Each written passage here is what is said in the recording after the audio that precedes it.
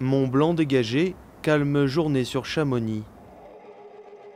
Pourtant, dans la vallée, un drôle de bruit résonne. Dans son atelier, un homme se concentre sur sa tâche. Un enfant du pays, devenu artisan coutelier. En fait, la forme du couteau, ça j'ai eu tout de suite l'inspiration, ce qu'il y a de le dire. Et après, par contre, c'était de trouver le nom. C'était là où c'est que c'était un peu plus délicat. Et pourtant, c'est une évidence. Chamonix, Chamoniard. Ah non, là j'ai ramé, j'avais le couteau, j'avais tout, et j'avais pas le nom. Inspiré du Mont Blanc, le manche du Chamoniard est taillé dans un bois local, la Rolle, que Didier va chercher lui-même à plus de 3000 mètres d'altitude. Après avoir associé lame et manche, vient l'étape du polissage, où métal et bois ne font plus qu'un. Alors là, par contre, pour l'étape d'après, ça c'est un petit peu mon secret de fabrication, pour faire l'arrondi, la suite. Donc voilà, on va passer directement à l'étape d'après.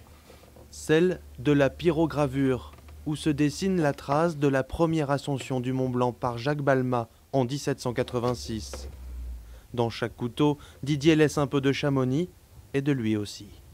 Quand je fais un couteau, je me dis, ben celui-là il est pas mal, ou il faudrait peut-être redonner un petit coup de polissage, que là c'est pas nickel et tout. Ouais, dans cette idée-là, quoi, de faire un. Comme si c'était bien, comme si j'allais le garder, quoi, en fait. Puis après, une fois qu'il est fini, bon, ben, je passe à celui d'après, mais l'idée est là, quoi. C'est pas de dire d'en faire 50 par jour, c'est de dire de faire un couteau qui soit sympa, quoi. Moniteur de ski l'hiver, coutelier l'été, Didier aime sa montagne autant que les couteaux.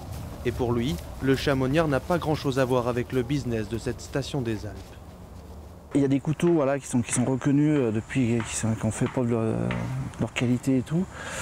Tandis que moi, c'est pas vraiment la même démarche. Moi, par exemple, je ne vends pas en magasin.